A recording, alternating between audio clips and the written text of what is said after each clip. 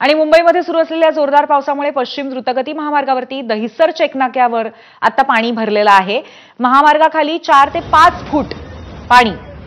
दहिसर चेकनाक्याची ही दृश्य आहेत, थेट आपण पाहतोय।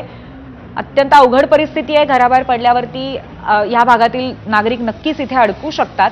वाहतुकीसाठी हा रस्ता बंद करण्यात आलाय, शिवाय गाड्या सुद्धा इथे बंद पडतायत आणि याचा आढावा घेतला आमचे प्रतिनिधी सत्यम सिंग यांनी। सकाळपासून जोरदार पाऊस सुरू आहे। या जोरदार पावसामुळे पश्चिम द्रुतगती महामार्गावर दहिसरजवळ मोठ्या प्रमाणात रस्त्यावर पाणी भरलंय। आपण एकंदरीत दृश्यामध्ये पाहिलं तर या ठिकाणी रस्ते आहेत ते पश्चिम द्रुतगती महामार्गाखाली आहे। दहिसर चेकनाक्याजवळ 4 ते 5 फूट पाणी भरल्यामुळे रस्ता पूर्ण जलमय झालाय, मोठ्या प्रमाणात पाणी भरलाय। गाड्या मोठ्या प्रमाणात या ठिकाणी बंद पडल्या, त्यामुळे या ठिकाणी जो रस्ता आहे वाहतुकीसाठी बंद करण्यात आला। एकंदरीत जे 1-2 गाड्या येत आहेत ते देखील या पाण्यामध्ये बंद पडत आहेत। खरं तर मुंबईचा पश्चिम उपनगरात आज सकाळपासूनच मुसळधार पाऊस सुरू आहे, त्यामुळे मुंबईचा पश्चिम उपनगरात जे सखल भाग आहे त्या ठिकाणी मोठ्या प्रमाणात पाणी भरलाय।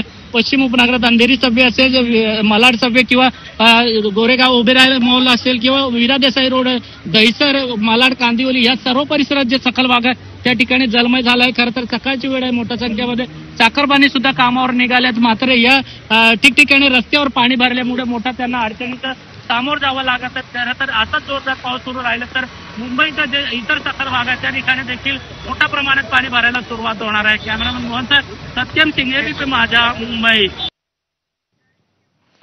आणि मध्य रेल्वेची लोकल खोळंबलेली आहे। आता सायन दादर दरम्यानमध्ये लोकल सेवा खोळंबलेली आहे।